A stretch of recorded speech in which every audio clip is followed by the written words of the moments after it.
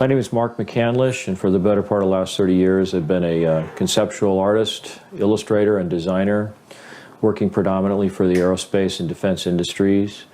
About 1988, I came into some information that indicated that the United States government was in possession of and operating a kind of anti-gravity technology through a system, an aircraft that was referred to as the fluxliner or as the alien reproduction vehicle.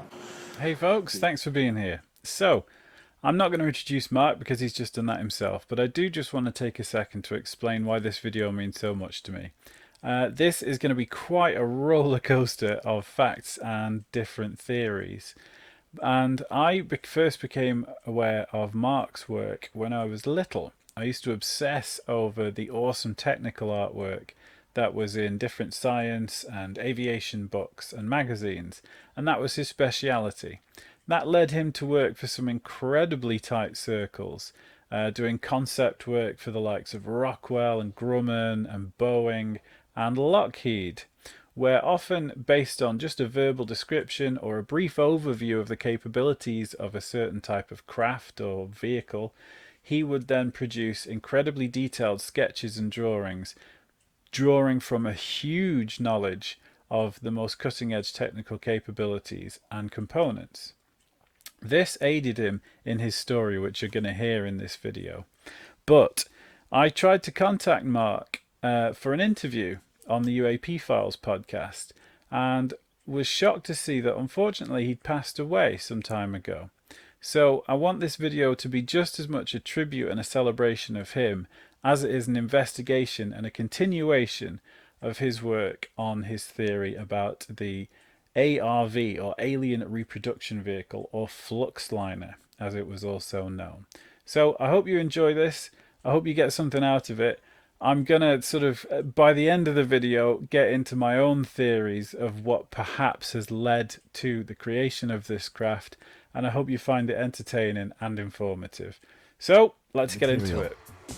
At the time, this was around 1985, 1986, and I had been freelancing for about 4 years at that point. Done a lot of work for Lockheed, a lot of work for Rockwell, a little bit of work for Boeing. And so I was establishing a reputation and had occasion to talk to an awful lot of experts in the field, in various parts of the aerospace industry. So I had an idea of what was going on in terms of the technological development that was occurring in the industry at the time. Worked on some conceptual artwork showing cutaways of some of the weapon systems and how the components inside those weapon systems interrelated to one another. I was given a lot of information. Many times I was asked to create illustrations for clients based on just verbal descriptions of what they wanted to see, because a lot of it was conceptual artwork that was supposed to put across the idea that, say, a particular aircraft that they were designing was going to be extremely fast, so it had to have all the sort of dynamic characteristics of what a really fast aircraft would have. Mark had been asked to attend an event at Norton AirForce Base on the 12th of November 1988, an event which I have confirmed did take place, in which they were supposed to feature cutting-edge vehicles like the SR-71 Blackbirds and the Thunderbirds air display team, amongst others. He'd been asked there by his friend Brad.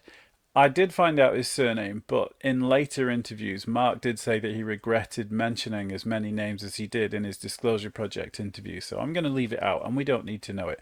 But fair to say, he did work in the industry, and he is who he pertained to be. His friend Brad had said that he was going along there with a contractor who he was trying to introduce Mark to, as he was incredibly well known in the industry and had particularly good connections with prototype and experimental craft development, something which Mark specialised in the drawing of.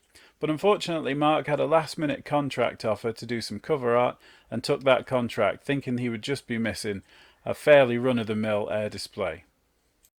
A few days after the event had taken place, Mark realised he still hadn't heard back from his friend, and so contacted him to inquire as to whether he'd had a good day, if his client had had a good day, if he'd got any work from it, and what exactly he'd seen. His friend Brad was incredibly sheepish with his answers. In fact, Mark said that he sounded quite depressed and quite almost shaky and quiet. So, pushing further, he was told the following. I got in to see a display that was a little more exclusive. It was something that was set aside for some top military brass and some top politicians with clearances. And the fellow I was with didn't realize at the time that certain items were going to be on display. And as soon as he realized that here I was without a clearance to see this stuff, he basically said, don't say anything, don't talk to anybody, we'll get out of here as soon as we can. Knowing that they both worked in the field of concept design and art for these vehicles that were cutting edge and prototypes, Mark didn't really see why he would seem subdued. So pushing further, Brad went into more detail and said that first of all they were led into a large hangar with a curtain across at the back.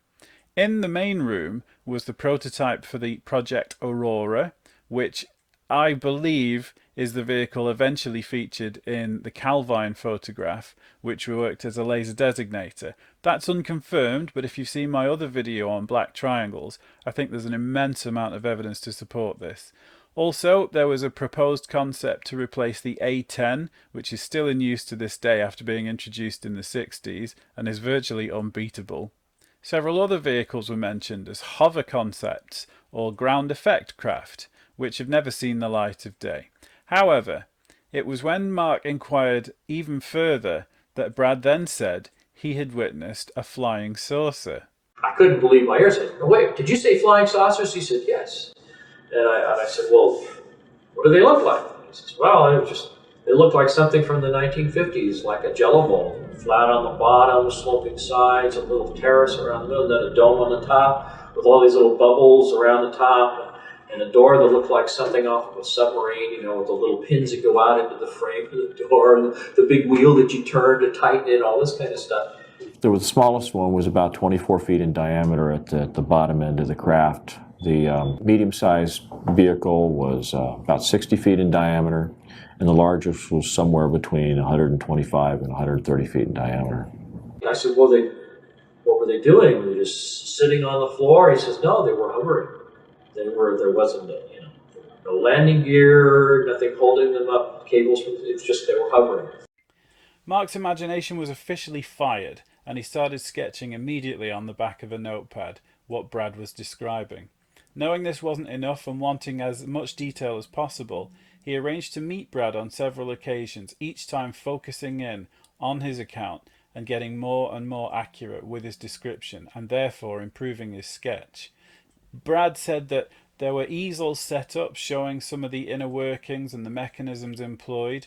There was a video showing one hovering around before shooting off into the distance, and even one of the craft had several of the panels removed so that you could see the inside, see the inner workings, and see lots of the technology, which was mainly available at the present time to consumers and the public, however used in this incredibly exotic way. I go over there and we start talking, and as he's describing this stuff, he's describing the different features that he had seen. And well, how do you know that? I mean, if you could just look at the outside of the vehicle, how do you know what the inner workings is? He says, well, they had taken some of the panels off the outside so you could see the inside of what the components looked like. And he said it was remarkably simple. There wasn't that much to it. And I said, and you were able to figure out how it worked from that? He said, well, no, they had an easel next to it with a drawing, a cutaway drawing, that showed some of the internal components, how they were arranged oriented to one another. And then they had a little a TV monitor with a tape player below it that was showing this continuous loop of this thing sitting or hovering over like a dry lake bed out in the desert somewhere. And as you would watch the tape, this thing would went from a hovering position, made these three little sort of hops going to the side, and then as the camera followed it, just went straight up and disappeared outside. It was down to nothing in just a matter of a second and a half or so. And apparently this had a really, really serious impact on Brad, and he really seemed kind of stunned by what he had seen. So we got together for lunch, and I was doing all these idea sketches of what he described to me about how the components related. And I had, your stereotypical sort of lens-shaped, flying saucer like you see in, more modern movies and stuff. And he said, "Oh no, this is real simple. It's flat on the bottom, sloping sides like a section taken out of a cone, a little ledge, and then a dome on the top." And he said the dome is actually the top half of a crew compartment that's like a big ball. Pretty sure that was about 12 feet in diameter. There's a central column that goes down through the middle. There's like a flywheel thing on it that, maybe, 6 to 9 feet in diameter. There's 4 ejection seats that are all back to back on this central column above the flywheel type thing. And he says a bunch of oxygen tanks in there that are all around the bottom. And he said the bottom is this huge capacitor array. It's probably, maybe 12 to 14 inches thick. It's shaved off at an angle on the edges, looked like it had been put on a big giant milling machine, and they milled off the edges at a 35-degree angle. He said there's a series of these plate capacitors. I said, well, do you think that this is functioning like the Beefril-Brown effect, like these experiments were done back in the 60s with levitating things with electrostatic fields and stuff? He said, well, that may be it, but he says they told me, he said, one of the things I saw was that it was using zero-point energy, it was using scalar energy. Is that so-called empty space isn't really empty at all. It's actually full of energy. So instead of being like kind of a quiet, empty lake, it's more like the froth at the base of a waterfall or something. And this energy is basically electromagnetic in nature, and the energy density is quite high. In fact, it's so high that when it was first discovered mathematically, it was thought to be some kind of artifact of the mathematics. But then as time went on, there were even Nobel Prize winning experiments that showed that this energy in so-called empty space was really there. 0-point energy, or scalar energy, is the ability to theoretically pull the charge which surrounds all things at all times. Imagine a vehicle that didn't need a fuel source but could draw immense power just from its surroundings and the natural charge that surrounded it. Based on the theory that how a bird can stand on a power line without getting an enormous electric shock, despite the fact that there are millions of volts potentially running between its feet, as long as it's not touching something else and that charge doesn't pass through it, no harm comes to it. We are basically in that situation now, and a 0-point energy machine would be able to draw this charge by means of directing it through a series of metal plates. Now, when you bear in mind that, as Kevin Knuth has mentioned, for these UAP to move the way that they do would require the entire amount of energy in the solar system, it would seem appropriate that a device like this must be used in some form to create the power required to propel the craft. Whilst modern science does not accept the reality of 0-point energy at this time, some of the greatest scientific minds through history thought that it was not only plausible but inevitable. Nikola Tesla himself thought that by this modern time every home would have an over-unity 0-point device which would draw power directly from the Earth's limitless electromagnetic field, putting energy costs and the cost of living as a thing of the past. The topic of 0-point is a huge one in itself and is certainly worthy of its own video. There are some great videos out there, like one by Jesse Michaels, where he goes into depth of lots of the work that was done on this throughout the 20s and beyond. I have found some of the blueprints and the patent applications for some of this development that I'm going to be getting back to later in the video. But for now, if you'd like to see one dedicated to the topic of 0-point, then let me know in the comments below. I'd really appreciate it. Anyway, back to Mark and his meetings with Brad, whereupon he was really sharpening and honing in on his design of the ARV. And he just sat down, and right where he was sitting there at his table, he just kind of sketched out with an ink pen on a piece of legal-size white paper, and put some some little handwritten call-outs around the edges that described the number of capacitor plates in each one of the little sections, that there were they were so wide at the end, and the crew compartment was definitely about 12 feet in diameter. Just kind of put all these things down as close as he could remember to the way they existed. And so I sat down with all this information, and I just began sort of drafting it out. After a great many hours of research and reworking his design, Mark produced the following blueprint, which he considered to be just as accurate as the work that he was doing for many of the world's leading defense manufacturers.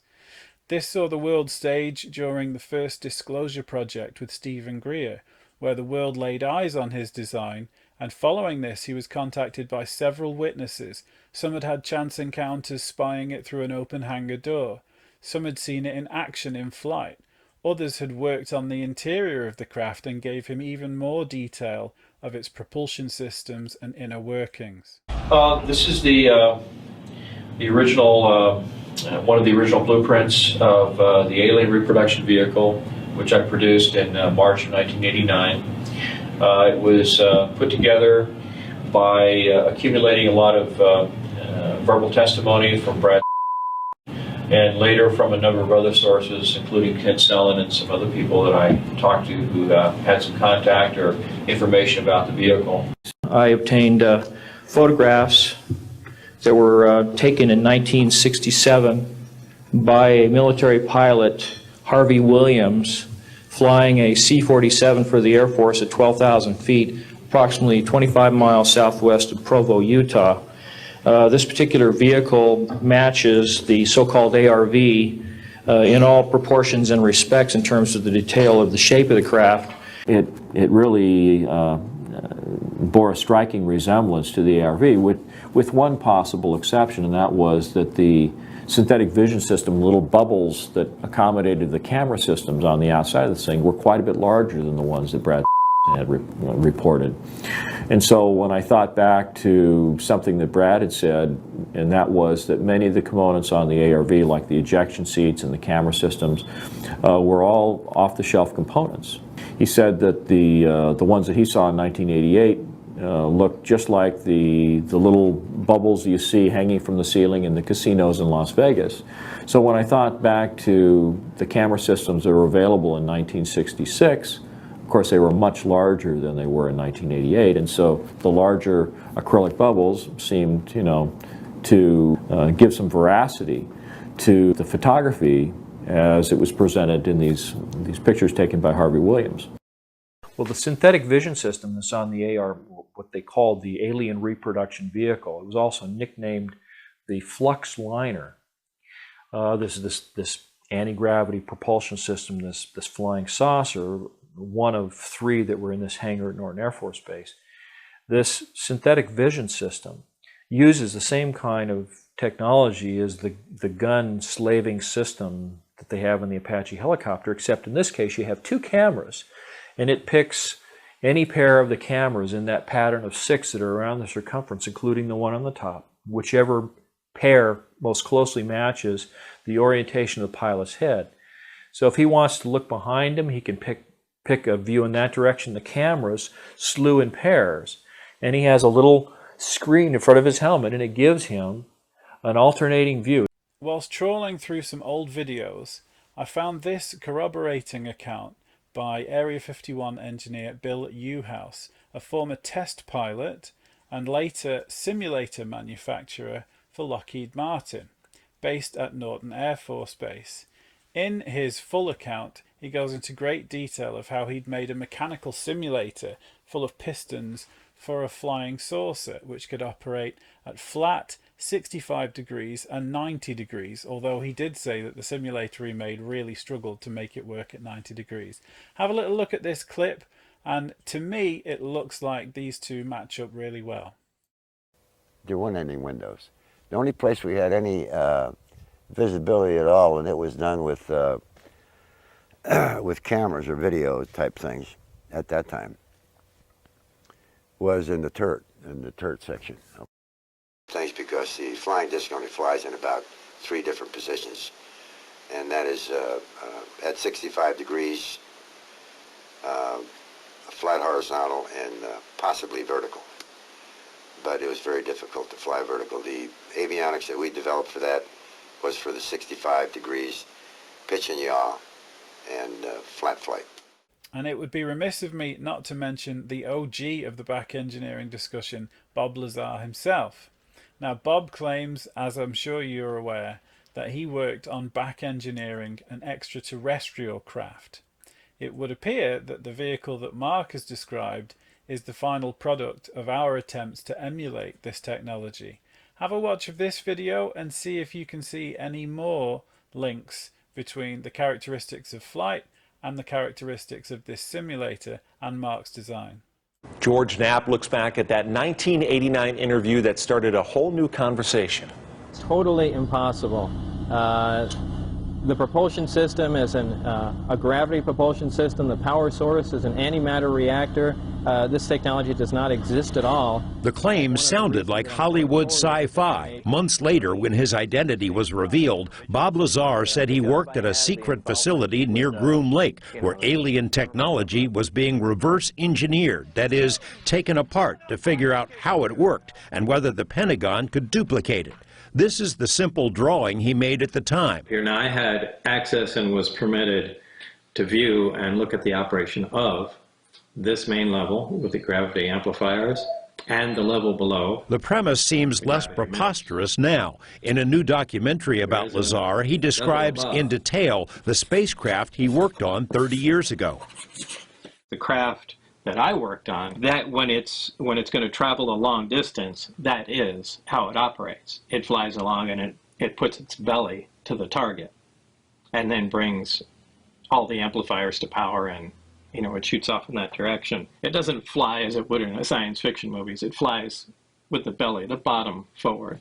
If the description of a spacecraft tilting sounds familiar, take a look at the so-called gimbal UFO, a video released by the Pentagon in 2017. Naval pilots encountered a fleet of these unknown craft off the coast of Florida in 2015 and have since had dozens of similar encounters. When I finally did get around to making a copy of this original drawing in the form of blueprint, I sent a copy to Brad.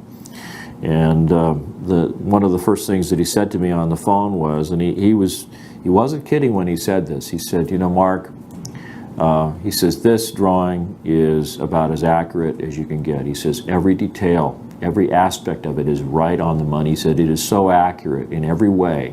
He says, this has to be probably one of the most dangerous illustrations you've ever done in your life. And he says, and if you're smart, he says, you'll tear up the original, you'll throw it away, and you'll never talk about it again.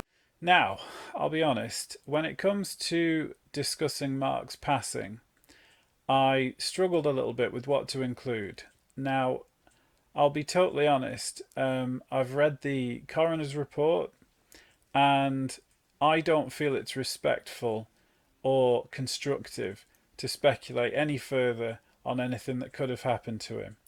What I will say is the gentleman that produced the documentary, which I've taken a lot of these samples and prior interviews from, the day after the documentary was released, he passed away as well. And the post-mortem of his body showed that he unfortunately contained a great deal of different isotopes, suggesting that he was poisoned or some form of foul play had taken place. It is no secret that a lot of people that have looked into 0 point or free energy, or even the UFO phenomena itself, have met with an untimely end. But again, in this particular case, I don't feel it's respectful to Mark or his immediate family to speculate any further than that.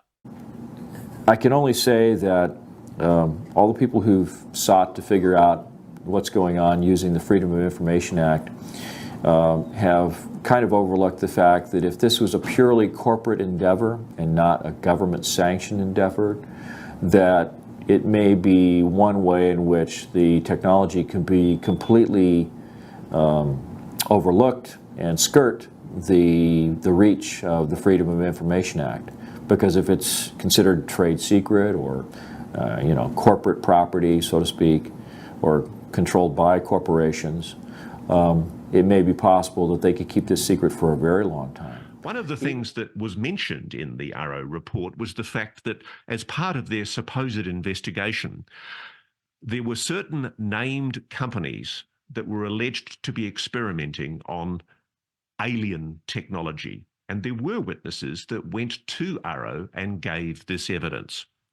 AARO said, quote, ARROW has found no evidence that US companies ever possessed off-world technology.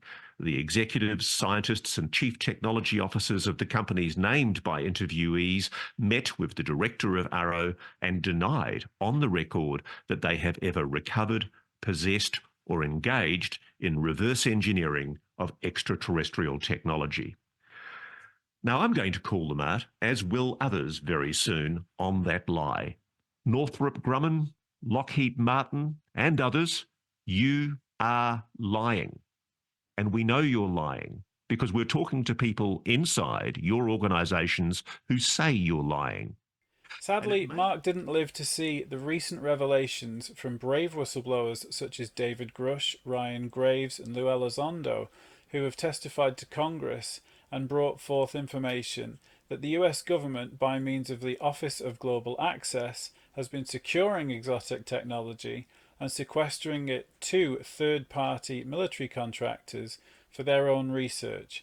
By employing these strategies, the government is able to employ an incredible level of secrecy and lack of oversight to its activities.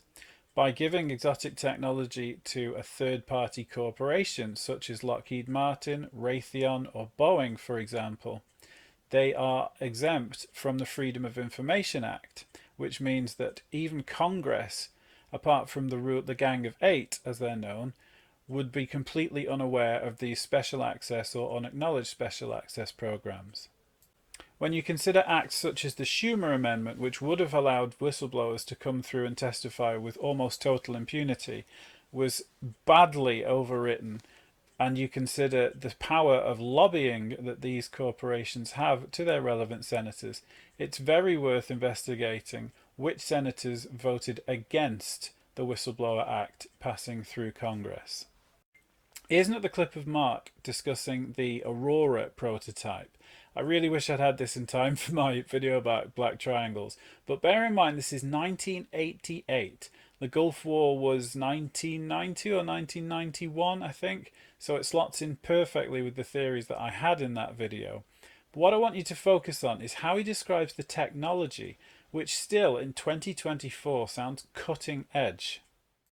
There was the losing prototype from the B-2 stealth bomber competition. They also had what was called the Lockheed Pulsar, nicknamed the Aurora, and it was described as being a large, sort of a flattened out football shape, all black, all covered with tiles, very much like the space shuttle. Had three landing gear, had two large main gear underneath the aircraft, two tires on each side, and a long spindly sort of nose gear under the nose, very, very long. It didn't appear to have a cockpit of any kind. It instead had a kind of synthetic vision system. It looked like a couple of those little mirrored balls that you see on the lawns back east in New England on either side, and these were infrared seeker heads. Again, after his testimony, Mark bumped into a test pilot who had encountered this craft during a flight over Nevada one day. Said that he came out of the clouds middle of the afternoon, and below him and to his left was this black diamond-shaped aircraft, flattened football shape.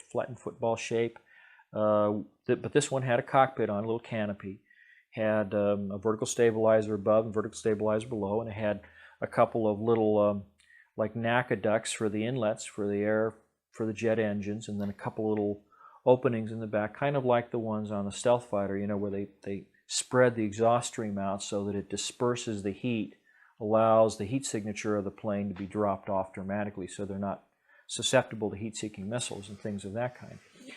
But this pilot, in recounting the story to Hal McCormick, says that he called his ground controller and said, "Why didn't you tell me there's other traffic in my area? Why didn't you tell me that there's somebody else here?" And they said, "Well, because there is nobody else there." And he said, "Well, the hell there isn't.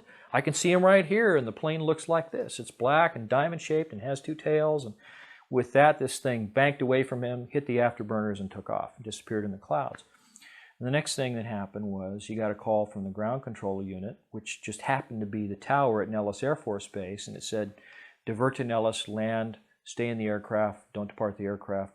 Someone will meet you there. So he immediately diverted to Nellis, landed the plane, waited until some MPs came out. They took him out of the plane, handcuffed him, put him in the plane, and then they spent several days talking to him about the aircraft that he did not see. And so this all kind of came full circle for me. But the thing that Brad said when he described this Aurora type aircraft in this hangar, along with these other unusual vehicles, was that it employed a very unusual kind of technology. That it had two propulsion systems, not just one. That there were engines inside the fuselage of the aircraft that had trap doors that would open up so that it could fly using these internal engines, and then when it would get up to, say, 2.5 or 3 times the speed of sound, where the air coming over the top of this aircraft is compressed and superheated and really, really hot, forming the shock wave coming off this aircraft, that they had a way of closing all of these exhaust chutes and these inlets for these I guess there were 4 engines inside the aircraft. And there was an external type of pulse detonation engine that would operate, and there was a kind of shallow ridge that ran laterally across the belly and the backbone of the aircraft at the widest part. There were no wings and no tails on this aircraft that Brad had seen in the hangar. But along this ridge were all these little tiny orifices, these little, looked like fuel injectors pointing outward into the airstream directly behind this ridge. I mean, if it flew this way, they would point towards the back. And the idea was that as a supersonic shock wave would form over the front of the aircraft and it would separate from the surface of the aircraft right where that little ridge was, they would spray fuel into the superheated, highly compressed air, and it would explode. It would spontaneously explode. And as it did so, it would expand between the tapered afterbody of the vehicle and the shock wave that came off those ridges. So it was like an exhaust cone turned inside out, and it would pinch the back end of the vehicle and shoot it forward at speeds of something like 10 or 15,000 miles an hour. Just incredible, faster than a rifle bullet, basically. A video has surfaced online, revealing a significant advancement in Chinese hypersonic weapon development. The footage showcases a Chinese test aircraft successfully testing a hypersonic pulse detonation engine. This breakthrough marks a major leap in Chinese hypersonic missile and bomber development. China might be closer to a new type of hypersonic missile propulsion system. This type of engine operates from subsonic up to a hypersonic flight speed of roughly 5 times of speed of sound. The trail of the test aircraft closely resembles what is believed a pulse detonation engine will generate in actual test flight. A topic that I find fascinating is how many incredible scientific breakthroughs and exotic technologies have made it from theory to testing and are now in production under our very noses, and yet kept secret from the main scientific community, effectively keeping the public in the Stone Age whilst the secret military groups are playing with lasers. Now, there's a clip discussing this which I've been trying to find for days, and I just can't, so we're just going to have to take my testimony. But it was either Nick Cook, who was the editor of Jane's Defence Weekly, or Ross Coulthard, the legendary investigative journalist, talking about the B-2 Spirit bomber. Now, apparently, its performance capabilities far outstretch the proposed parts that it's built from, relying on just conventional engines. And the theory is that it uses some form of electrostatic charge. Now, it just so happens that I found this, which seems to support that theory, but it's just another example of how an ionic drive, for example, whereby the craft is charged and pulled along by essentially static electricity, is in use in a cutting-edge military prototype, whereas this is as far as the public have got with a supposed ionic flight plane.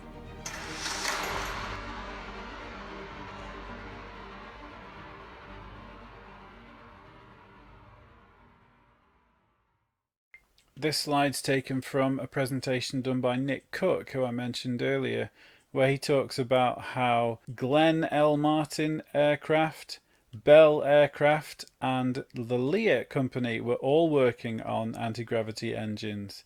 That picture is from 1956, which funnily enough ties in with some very interesting patent requests that I found. There's some incredibly in-depth documentaries out there about the works of Babson and Banson, to name but a few. Jesse Michaels goes into great detail on his channel, but also Kurt Jaimungal on the Theories of Everything has discussed this in fantastic detail. Obviously, I haven't got much of a scientific mind. I was playing more of the internet detective, but some of these patents and blueprints that you'll see here are absolutely fascinating. Take this one from 1963 for a means of electrostatic propulsion for a vehicle. Now, I'm not going to go through all of these in their full granular detail, but what I will do is put a link in the description of this video to all of these patents and applications, and to Mark's original blueprint for the ARV, so that you can download them yourself and study them. This one for a portable plasma generator from 1964, and yet the public have never seen it. So did it fail, or is it in use in exotic technology? This one for generating masses of hot ionized gas and amplifying random fluctuations might be ideal on a craft such as the B-2 for its ionic drive. This one showing an electrodynamic field generator. Exactly the kind of thing that Mark describes in the fluxliner, and when we get down to the diagrams of what this proposed vehicle would look like, you may notice a familiar shape. Also, it shows the electromagnetic fields and how they interact on the craft, showing the toroidal shape or heart shape that Bob Lazar describes in his description of how his craft operated. The biggest smoking gun, however, is this one from 1967, submitted by J.F. King. Notice the magnetic wave generators, as described by Bob Lazar perfectly, the rotating, I think it was magnesium, but two oppositely spinning metal plates to create the electromagnetic field. Again, Mark showed this perfectly in his diagram, showing the angle and tilt of flight as well. And in the description of this, as a magneto-hydrodynamic propulsion apparatus, describes specifically that this is for use in an aircraft.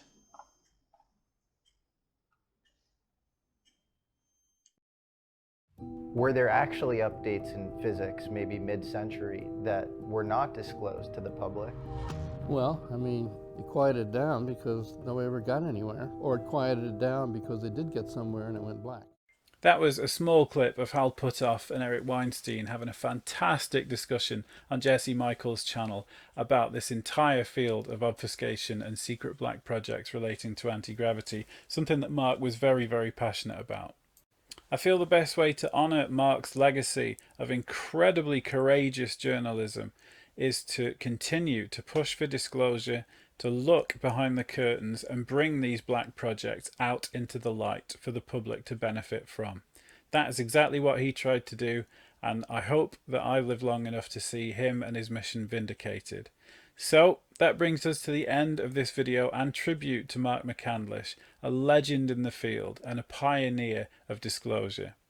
I hope you enjoyed it. As I said, all of the things that I've uncovered so far, the blueprints, the patent applications and whatnot, and anything else that I've referred to, will be in the description of the video. So I really recommend that you get stuck into that, get it all downloaded and have a look. Also, Mark's blueprint for the ARV is in there, and it is in glorious detail. So download it in full resolution and have a good look. I mean, you can really appreciate the skill that the guy had. So if you enjoyed this video, I am a tiny channel, and my dream is to get to a point where I can do this more regularly, and YouTube will hopefully allow me to pay for a squeaky toy for my dog. So if you wouldn't mind hitting a like if you did like it, no pressure, or subscribe if you'd like to see more. You can also see me on the UAP Files Podcast with Jimmy, regularly doing interviews of some fantastic people in this field. And there's a Discord where if you've had a sighting for yourself or just have a fascination in this field, you can join with a set of like-minded people and share stories and things like these blueprints and patents that I've been talking about in there with them. If there's any particular video topics that you've got in mind that you'd like to see me work on in the future, then drop me a comment below and I'll certainly look into it, because I find this absolutely fascinating. So thanks for being here, take it easy, and I'll see you soon.